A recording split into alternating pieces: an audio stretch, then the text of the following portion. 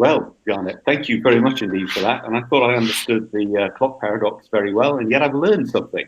So I'll come on to that later with an observation if somebody else doesn't make it first. So, but can I throw the floor open to questions for Garnet, please?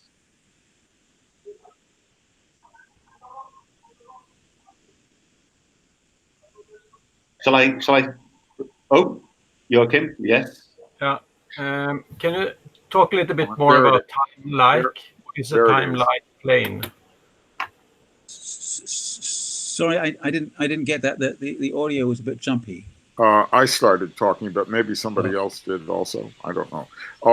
I was just going to make the comment that in both my case and in Peter's case, from somewhat different perspectives, we're both asking about what is the genesis of algebra altogether.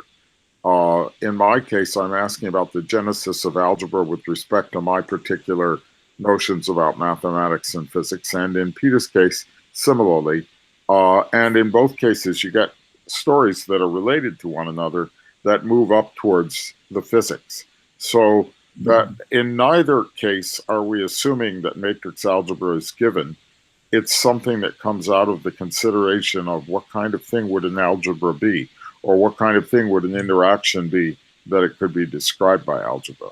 So in my case, I find that questioning very interesting, and it's always different every time I look at it. In Peter's case, well, he can talk to that. But this is more about the elephant, the elephant of ontology altogether, or the elephant of what kind of things can we create or find. Peter, do you want to talk to that? No, I think what Lou said is correct. We're coming from different places, but we're both trying to find an origin for the algebra, and then using the algebra to deal with things. And that approach seems to be pretty successful, but it doesn't mean that we can't, also look at other perspectives. Right. Well, I think that's right. I guess for me that the elephant in the room is really this difference between what I call the above stairs and below stairs perspective. The physicists that I've talked to, the vast majority of them congregate around the above stairs, which is really the thought that, look, all the quantum. What do you mean by above stairs versus below stairs? Oh, okay. So the above stairs versus the below stairs. So the above stairs was the one where you say, well, look, how do we get? We start with Newton, and then we use canonical quantization, and we get to the Schrödinger equation, and basically we get most of the quantum weirdness from a Schrödinger's equation. So then, in going from Schrödinger to Dirac, well, yes, you think, well, you add some niceties from special relativity, but you don't really need it, right? It's not intrinsic. You can get quantum mechanics in a sense in a Newtonian world. Right. Well, that is a historical description more than anything else. Right. That's right. I mean, after all, and it's skipping across de Broglie, who was relativistic from the beginning. No, absolutely. That's historical, but it's also pedagogical. So within the usual physics curriculum, you learn about classical mechanics first, and then Schrödinger equation, and then eventually you stagger through to the Dirac equation. Yeah. And even, I have to say, even in the foundations of quantum mechanics, the people I talk to, they really do think, well, we can look for the foundations of quantum mechanics in Schrödinger's equation.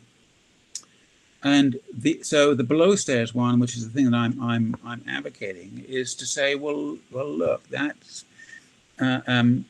not quite right, because you can walk from special relativity to doing nothing but just saying, take the world lines, use the very, very, very powerful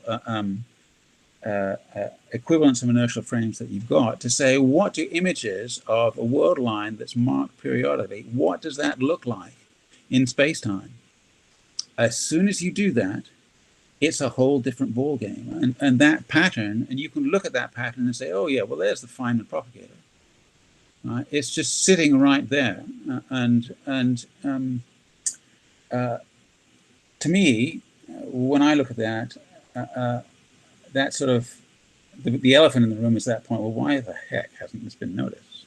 Because it doesn't seem to be noticed.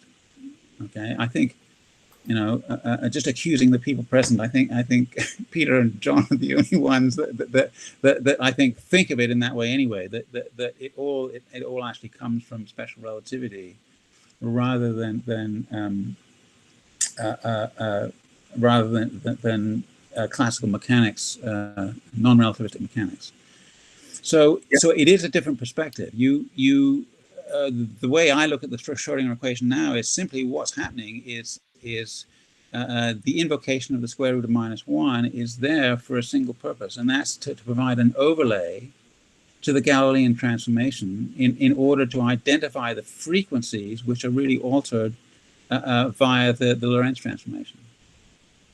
So for me, that this below stairs route, which just says, look, all the structure actually you get because you've got the Clifford algebra in space-time, that gives you everything you need to construct the quantum mechanics just by saying, well, okay, if there's another degree of freedom in the world line, you have to account for that. And when you go through that process of accounting for the extra degree of freedom, you have to make a decision. You have to say, well, look, what is it about special relativity? Is the power of this thing in the equivalence of inertial frames, which of course to a statistical mechanic is immediate. You go, well, look, this is a restriction on an entire ensemble, a huge ensemble, right? There's uncountably many images of a single path. That is the thing that creates classical Minkowski space. And if you just so superimpose on the original image a periodic structure, you got to say what that does, right? And so you're forced into asking the question: what is real here? Is it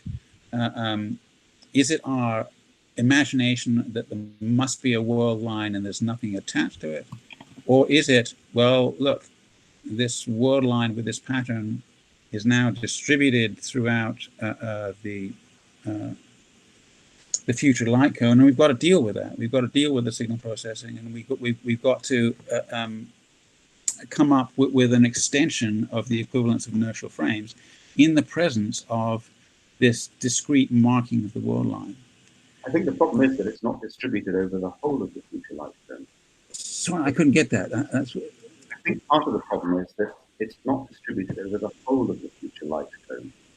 When you have something which is disjoint, you've invented this hinge. Let's say we had some sort of hyper hinge where we had some space drive where you go from 0 to the speed of light in 0 seconds. So if we send something out from Earth at the speed of light, so we have a spaceship to accelerate the speed of light, then it's gone. As soon as it's gone, as soon as it's sent off, it's outside your light cone forever until it comes back. Off it goes, it whizzes off to Alpha Centauri. In your frame, that takes 4 years. In its frame, it takes 0 time. But it's gone. You can't see it. It's going at the speed of light. Yeah. Then gets to Alpha Centauri, stops immediately, hinges back again.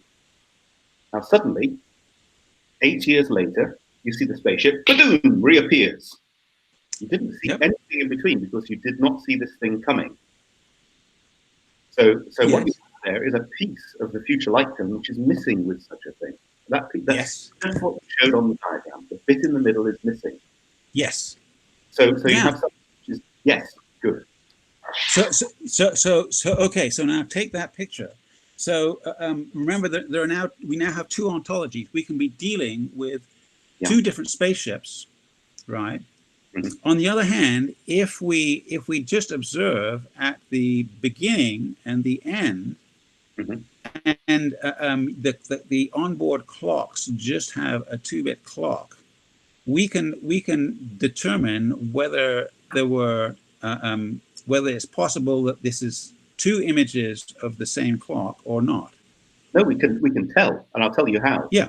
What happens in the intermediate stages, where you're not going quite the speed of light, but quite close to it, is if you have a very good telescope, both of you, both your twin brother on the spaceship and yourself, then what you can do is exactly see the relationship between your clock and his time-slowed clock as it moves away.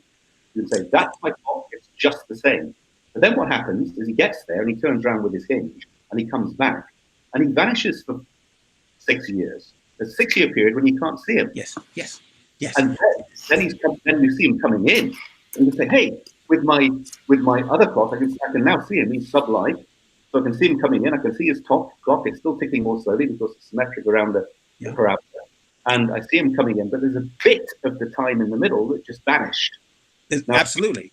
Right. That the whole bit has vanished. And even if I go to my mum's in the Tesla, there's a little bit of time in the middle that has vanished.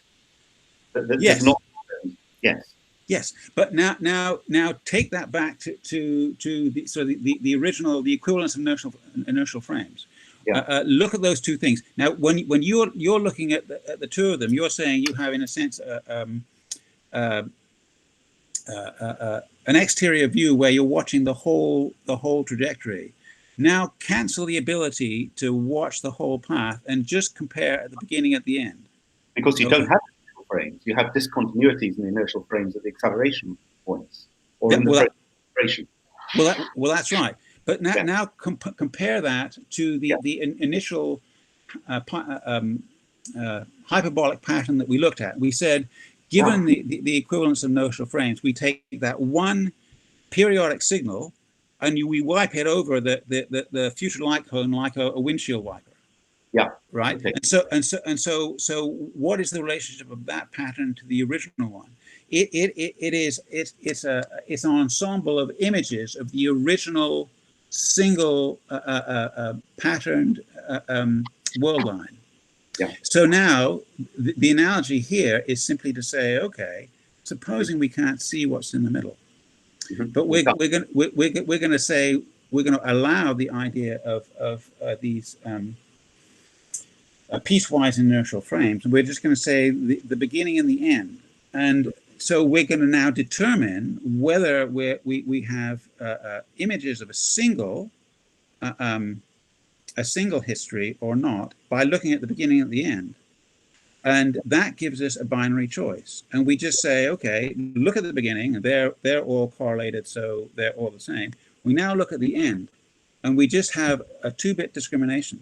That 2-bit discrimination we can use as a counter to say, look, if they're different, then these are two different paths. If they're the same, we can't say that they're two different paths. It may be, as in the equivalence of the inertial frames, they're just images of the original one.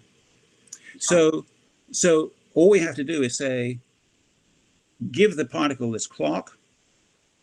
We'll now let it go through the double slit experiment where we look at the beginning and we look at the end, and we say, okay, we're getting two images coming in at the end, and we're just going to look at them. If they're the same parity, then they are indeed they're images of the same clock. We can just do what you suggested, take out the middle bit, but that middle bit is a full wavelength, right?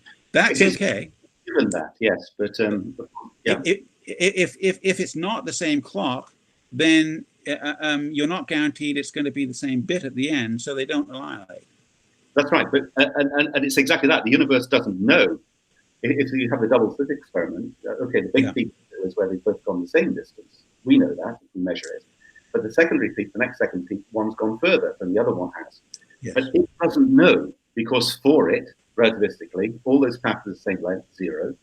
So all it knows, it doesn't know anything more than that. The universe grid has been contracted to nothing. Yes. So it sees whether they're both red or both blue. And that's all it knows, because that's all its universe is. Absolutely. But then it's experience. As soon as you've got that, you've got all the structure you need to recreate quantum mechanics without any of the formal stuff where we say, well, We're really doing a formal analytic continuation here. We're just judiciously replacing one by I, in the right place, which is really what quantum mechanics formally does. Well, wait a minute. Let me come on to that, because this is us and because we're allowed to be completely controversial here. I'm going to say something very rude about quantum mechanics. Is everybody ready? I'm going to stop for a little while so Arnie can cut this out if necessary, and then start. And I'll take advice on to whether or not we should cut this bit out. The big problem with what has been done by Dirac in terms of putting in wave functions is that he's copied the Schrödinger wave function far too closely. And there's a big problem with the Schrödinger wave function, and that is that it doesn't do phase and group velocity correctly.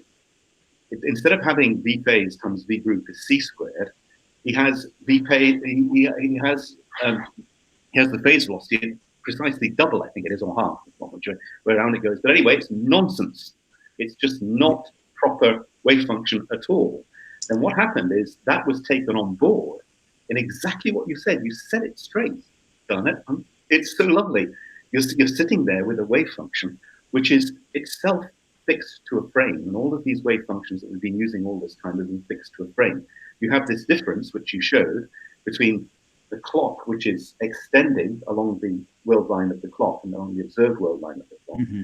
If you take a slice through precise space at a particular place, you see this inversion of that. You see this thing going a half and click down to infinity as it hits the light cone as you come out to the light cone.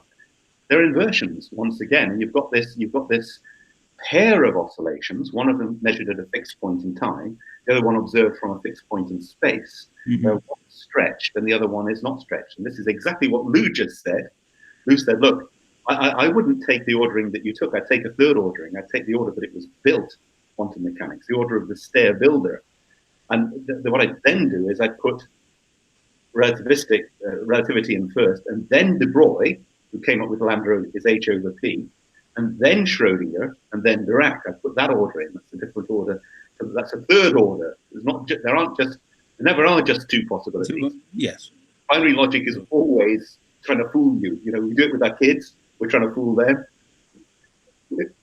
There is a third possibility. I think the third possibility is more correct, both certainly historically, but also actually in terms of the utter subsuming of where quantum mechanics comes to relativity, which you've just shown as well, once again. So all of this stuff about there being some sort of conflict between relativity and quantum mechanics is pretty much a bit of a waste of time. When you understand it properly, there is no conflict, and it is completely one is a consequence of the other, as both you and we, because it's Lou too, and the rest of us as well have been involved in this. I think it's utterly incontrovertible. I think it will be scandalous now for anybody to say anything otherwise. Yeah, I can't see anything controversial with this. And what you said is also not controversial, because everyone that went through the derivation of quantum mechanics from textbooks has stumbled on this. Why the heck do they do e raised to minus and then k to derive something like that? Well, it kind of works because we have proven in experiments that it works. But this way, you just prove that anything that has periodicity, anything that oscillates, has to have this pattern. Yeah. It's kind of so. I want that really is very important. If you introduce a mathematics, as we do in Dirac mathematics, which has two different definitions for a product, it has a definition for a complex product, which goes real squared plus imaginary squared, and it has a definition for the Clifford product, which goes time squared minus space squared. These are different products. These are different kinds of algebras. When you start mixing them up and saying that they're equivalent and saying that you can judiciously stick an I in here or take it out to make sure that everything, you are getting a spastic mathematics. You're getting a mathematics that has two different products. And unless you're very, very careful with your definition, that's what I mean. When you do it very carefully and don't mix up the different minus I that you actually have when you're in multiple dimensions, then you can work it out, and that's what you did. Yeah, I mean, that's what Peter did, I took I out. I wasn't. Yeah, but you also thought about this. Okay, this is how we derive quantum mechanics, and we have the Maxwell's equations. And what can we do now? I need more than 1 minus I. What can we do? And then you fixed an algebra that had it. Quaternions is a lot of the way there, as Peter does. So, but okay, I mean, whatever maths you take on board, and whatever level maths, and when you step outside octonions and outside of division algebra, you're entering some very, very dangerous territory mathematically. But this is not dangerous. This is straightforward proving from ground up. Thank you for the vote of confidence, but as Lou has said in a previous comment as well, there are dangers of not having I as well. So that's something that we Quicyclists need to sort out, and we will.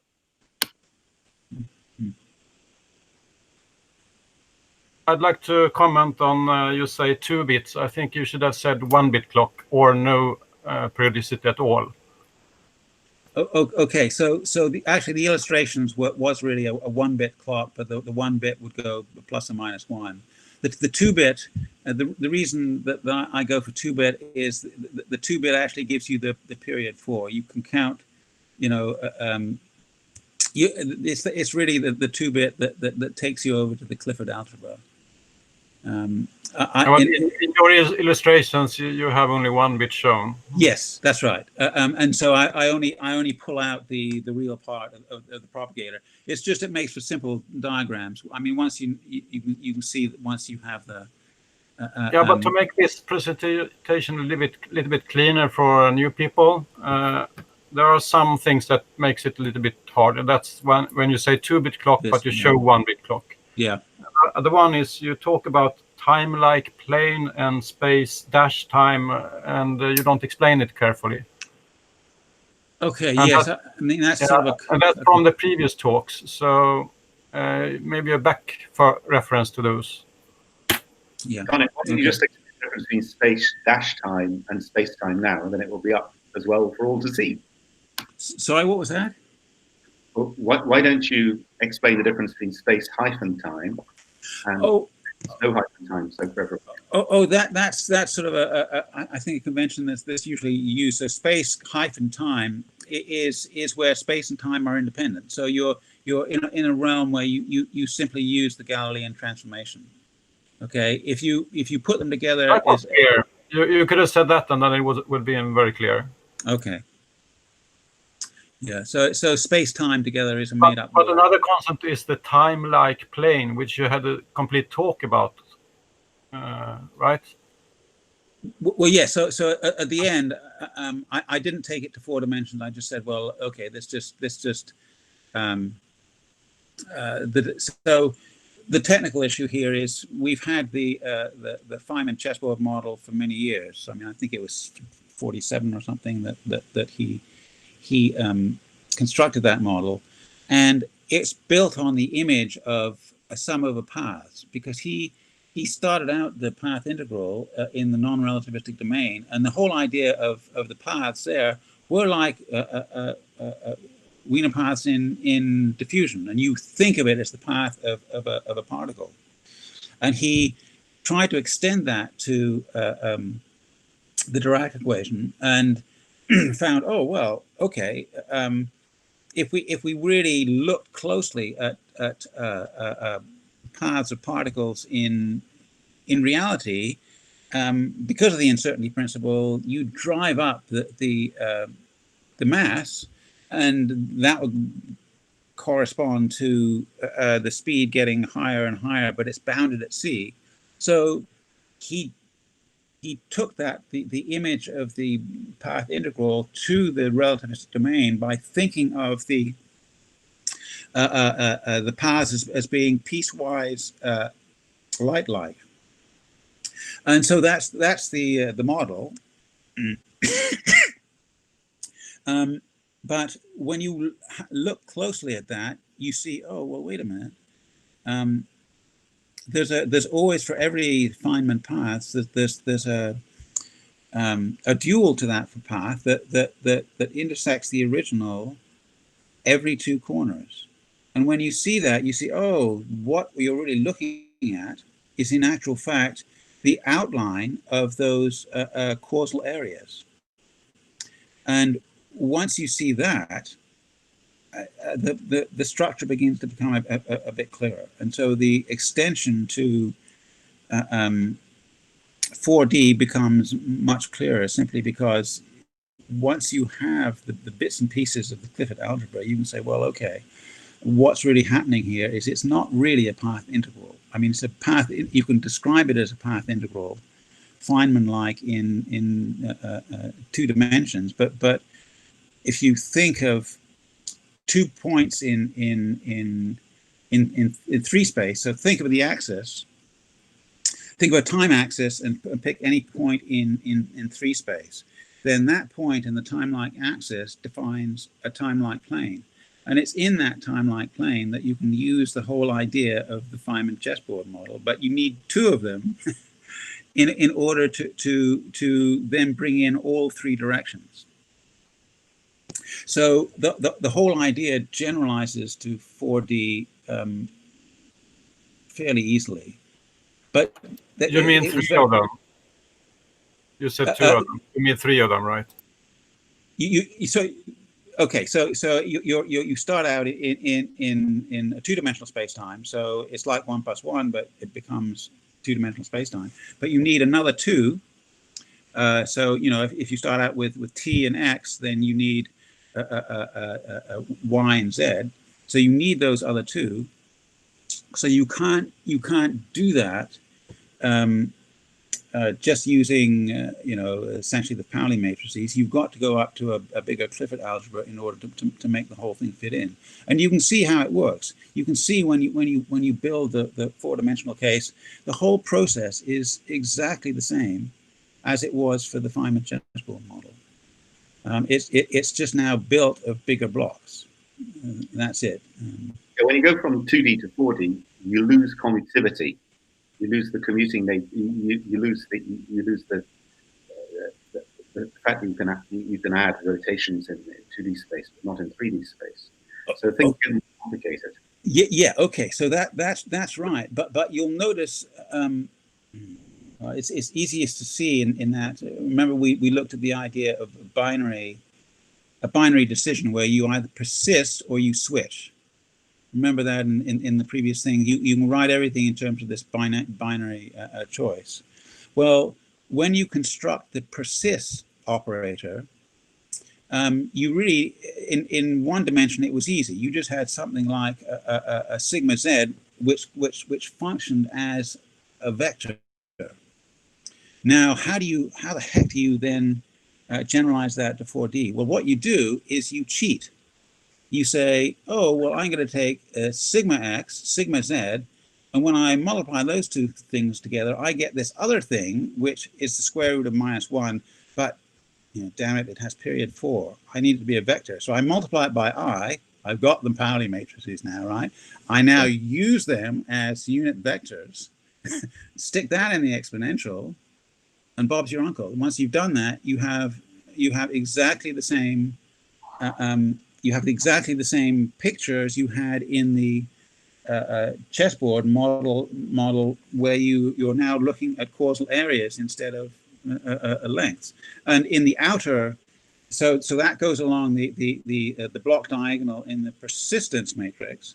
The switches sit in the 2x2 blocks of the matrix, and that's, you just take the original sigma z times sigma x, which is this, it's like the square root of the identity operator. It's period 4, and you just build that out of 2 identity matrices, and you put that together, and out pops the Dirac complicator.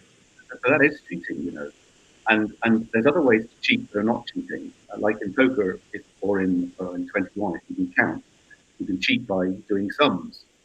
And the way to cheat here is to go to not the Pauli matrices, but a matrix of quaternions, like the matrix that I showed in the previous. And then that's not cheating, because now you've got the proper commutation relations of the 3 space, which you're adding in there as well.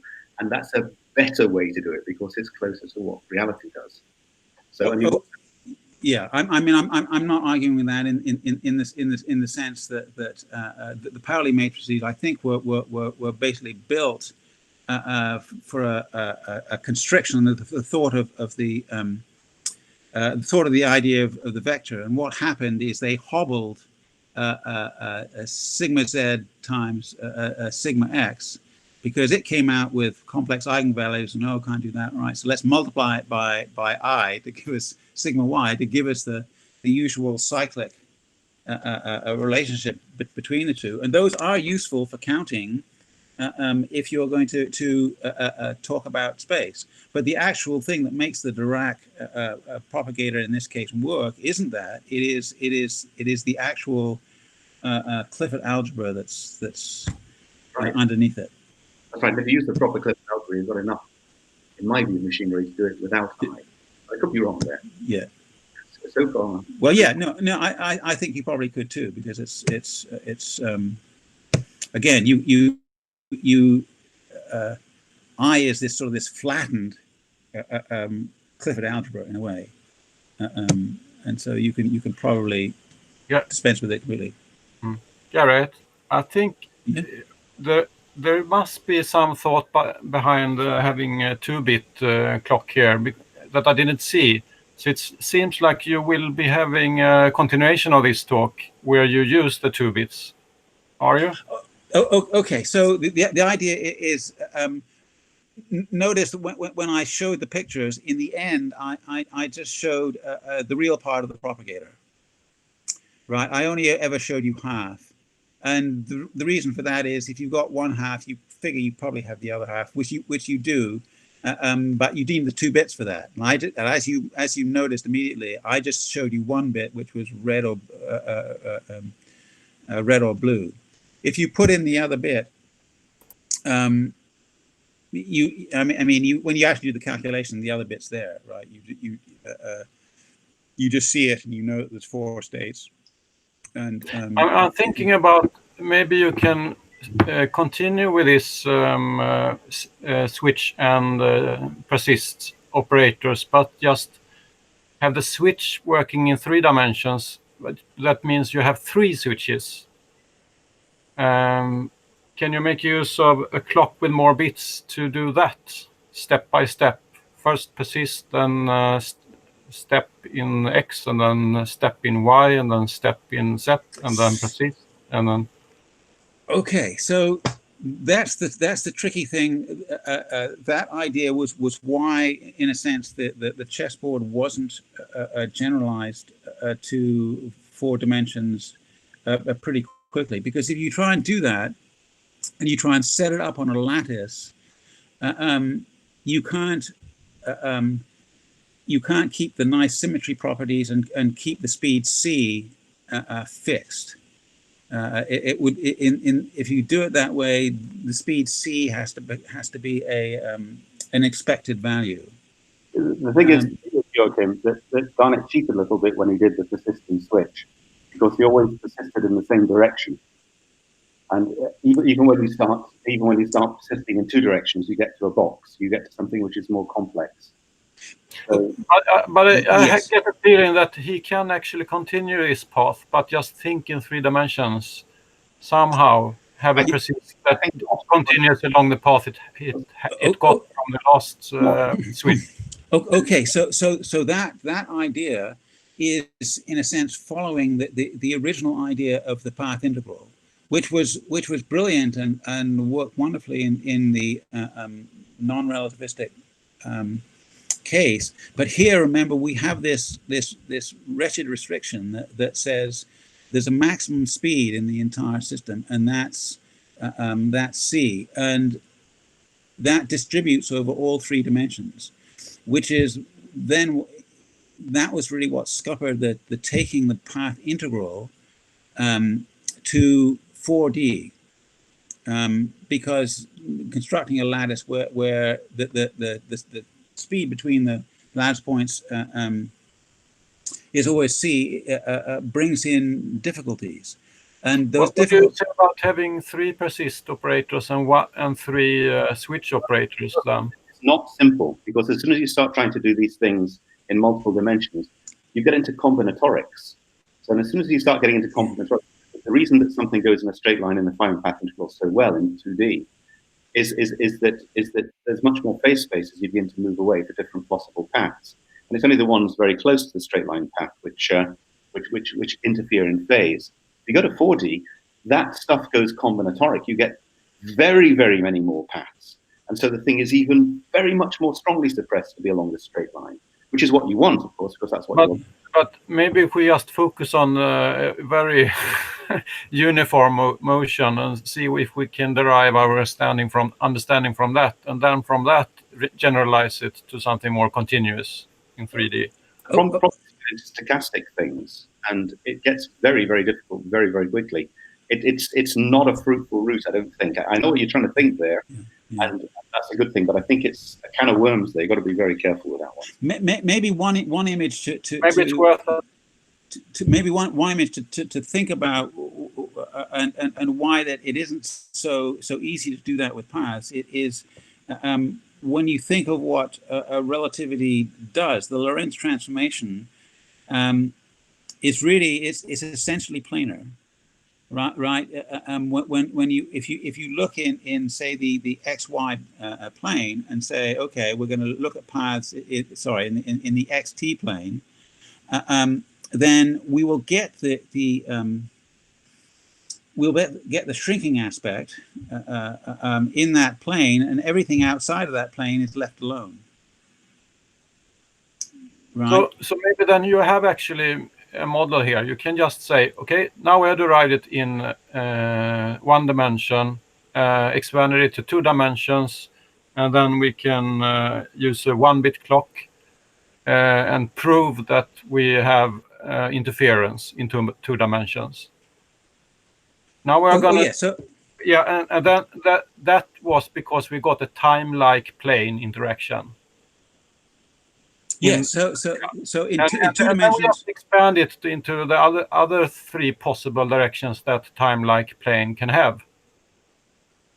Yeah. Okay. So that is actually the procedure you do. You say, okay, I'm gonna set the time-like plane and say call the space axis Z, and then the calculation is equivalent to the chessboard model, and it's fairly simple to do.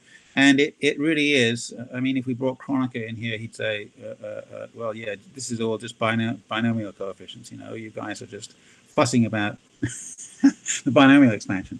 So you look at that, and once you have that, if you go back to that persist operator and ask the question, well, what the heck is this thing doing?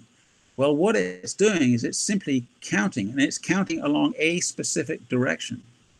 And in the 2-dimensional case, you know what the direction is. You've only got 1 space direction.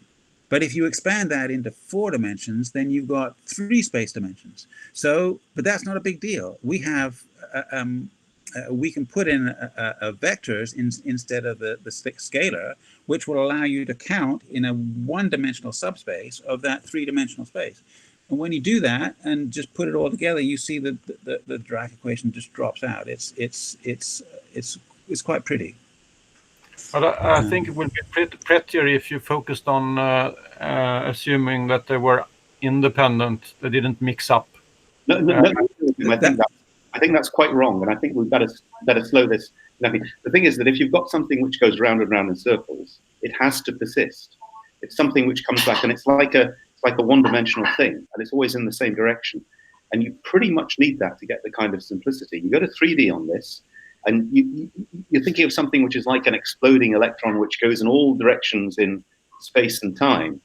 But this is the wrong way to think about it. You want to simplify things, not make them more complicated. And if you can simplify it with the symmetry principle, like the fact that things got to go round and round in circles, it's got to come back to where it finished, then the maximum we really want to go through is Garnet's box of 4, because it has to come back. Anything more complicated than that, and you get into the most astonishing problems very quickly. So I don't want you to keep on pushing this one here, because I think it's pushing. We can talk about it later, but perhaps not in the discussion which we're recording, because I think that's something which we should do offline. If you want to talk to Garnet or me about that, I'm very happy to talk to you about that. But if you're not going to continue in that path, I think it would just make it simpler to talk about the 1-bit clock instead. No, I think it needs two. I think he's right. No, it is 2-bit. I just use the 1-bit simply because it's easy to identify 2 colors, and so I basically traced half of the calculation. You need the 2 bits to get. So we just got the in terms of the propagator, we got the real part of the Feynman propagator. To get the imaginary part, you need the full 2 bits. But you didn't have to rely on the Feynman path integral. That's just something you added on top to show that this matches the existing theory. You could just build on top of your own theory, and then a 1-bit clock would be sufficient. No. So it would be sufficient to extract half of what we need, and we do need the real and the equivalent of the real and the imaginary part of the Feynman propagator. But you're right in saying that qualitatively you get, as soon as you start doing this, you go, oh yes, well, okay, special relativity actually has everything you need for the phase.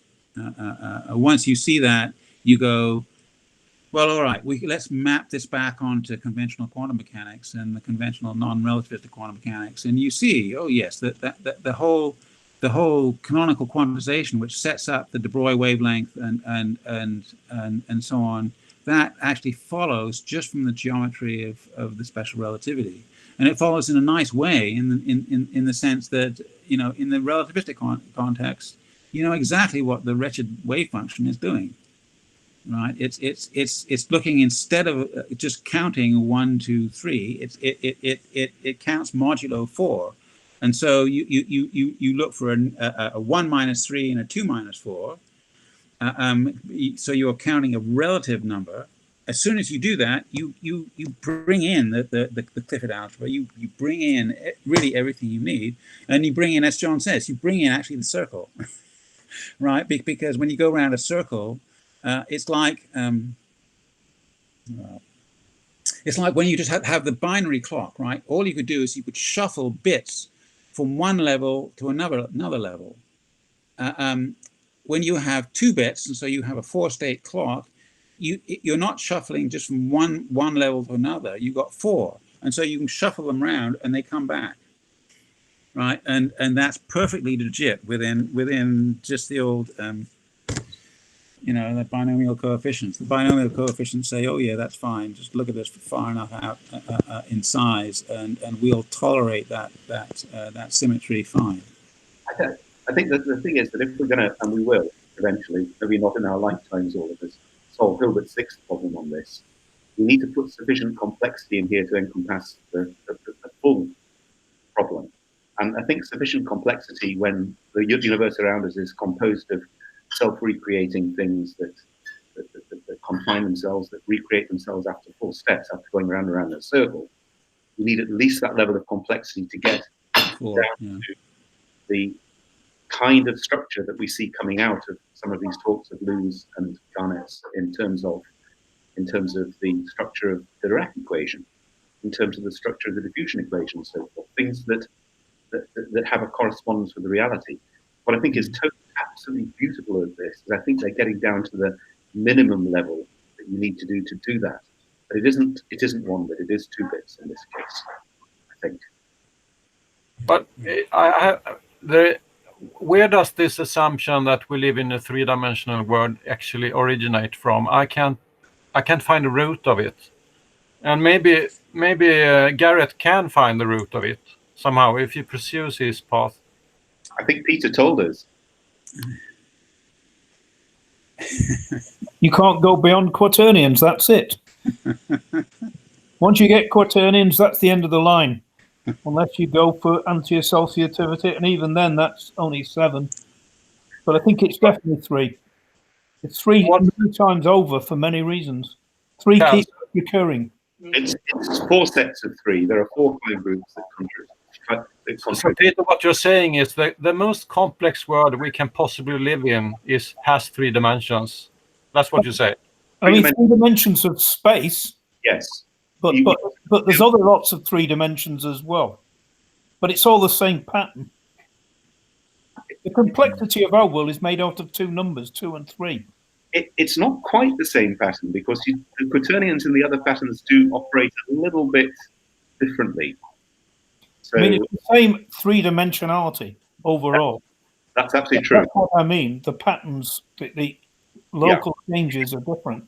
But the numbers that matter in physics are 2 and 3. And all the rest don't matter a damn. 2 for duality and 3 for anticommutativity. So you're not particularly happy with splitting 2 into 1 plus 1 then? So you mean everything that we can observe due to anticommutativity has to live in 3 dimensions? It can't live in 2 dimensions. Yeah, it's got to be 3. It's got to be 3. No 2 dimensions. Can we just make that simpler to understand? Because I didn't follow that. I kind of followed, but it was a bit complicated.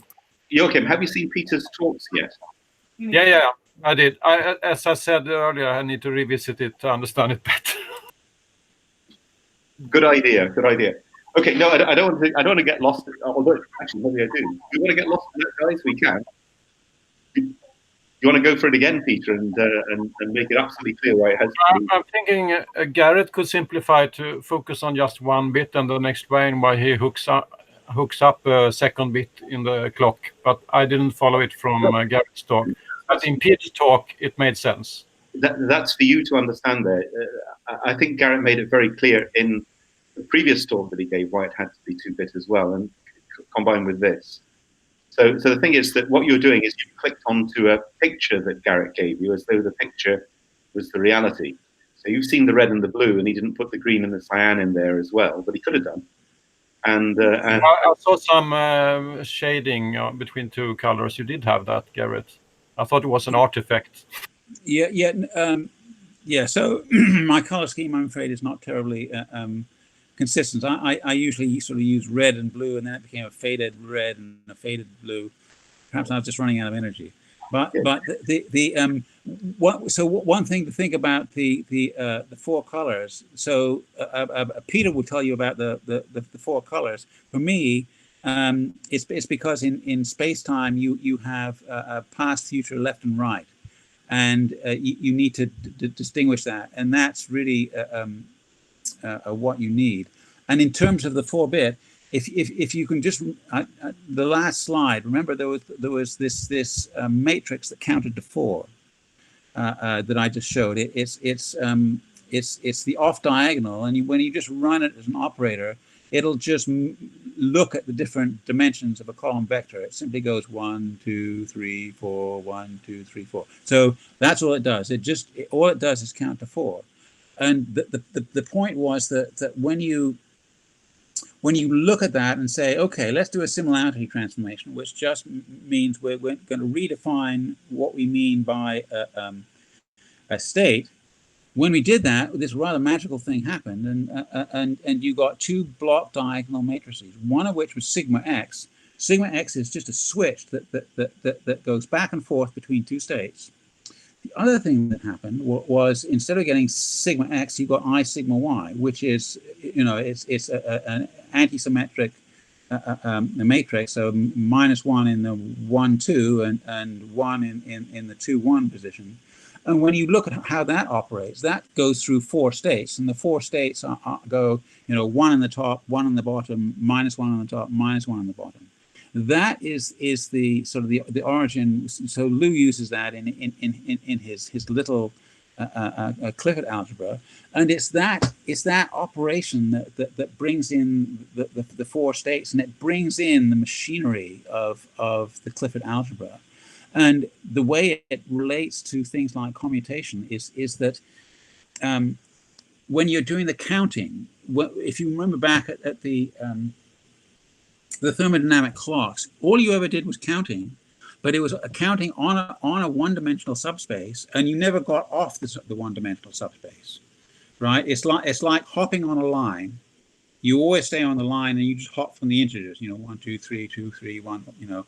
All you do is you stay on that one-dimensional subspace. As soon as you bring in that the I sigma y, you actually have paths in a 2-dimensional subspace. So there are actually 2 roots to every point, in a sense, at least 2 roots. And that's why that plugs into special relativity it plugs into the commutation relations, it plugs into Kroneker's counting, but now you have subtraction.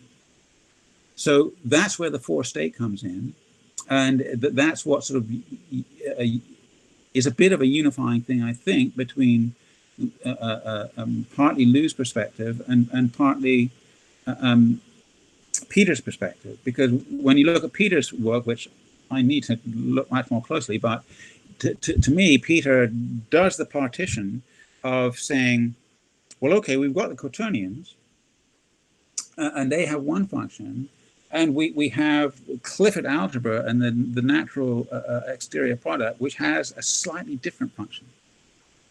And when you put the two together, you have enough to describe one heck of a lot. Right? And a massive amount of physics comes out of that machinery. And so this whole thing of drawing images was really an attempt so that you could see the relationship, hopefully, between special relativity, which has this funny feature that it's got this hyperbolic geometry. You look at that and you can see in the end the relationship between that hyperbolic geometry and that little Clifford algebra, okay, and the idea of the paths in a two-dimensional space where space and time aren't independent. And so you really you have one-dimensional subspaces inside the two-dimensional space, and you can reorient those one-dimensional subspaces, and they have paths within areas. So that was really sort of the idea. I'm thinking, Garrett, now when you have this excellent talk that even new beginners that just understand the basics of special relativity can follow, it's like you can write a new book about how to describe quantum mechanics. Well, I'm thinking like when you work in a code repository and you took a detour and then you clean up the code. We can do the cleanup now. Well, to be honest, I now think of quantum mechanics like that. I looked for many years to try, and it always puzzled me, where the heck does the formal analytic continuation come from? Where are those wretched plus and minus signs come from?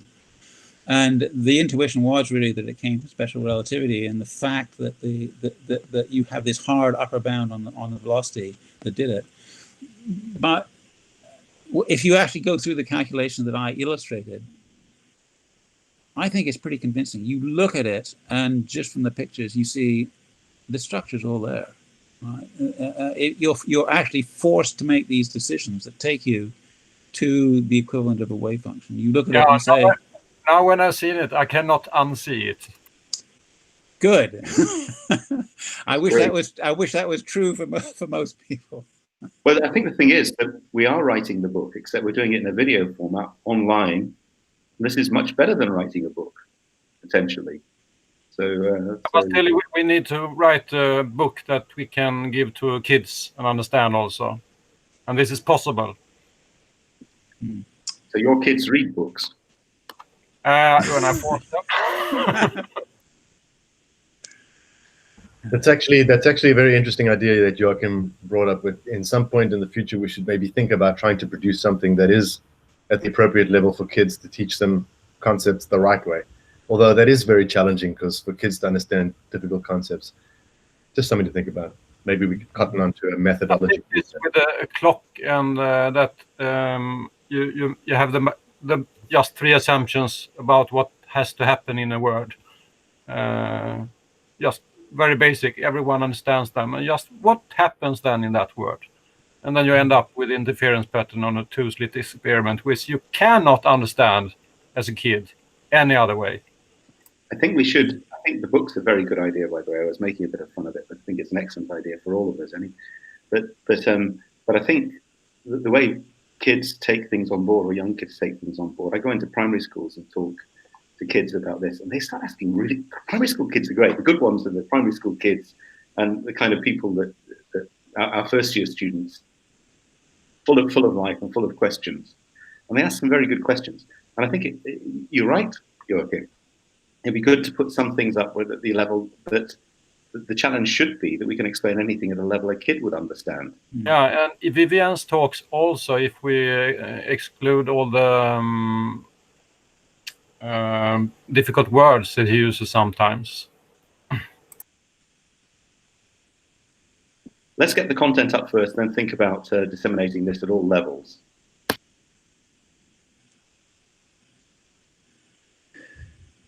Anyway, any more different sort of, good man, any more different directions, any more different questions people would like to ask? Well, this has been a good long session again. I think our question and answer sessions are getting longer than the talks. Fantastic. So,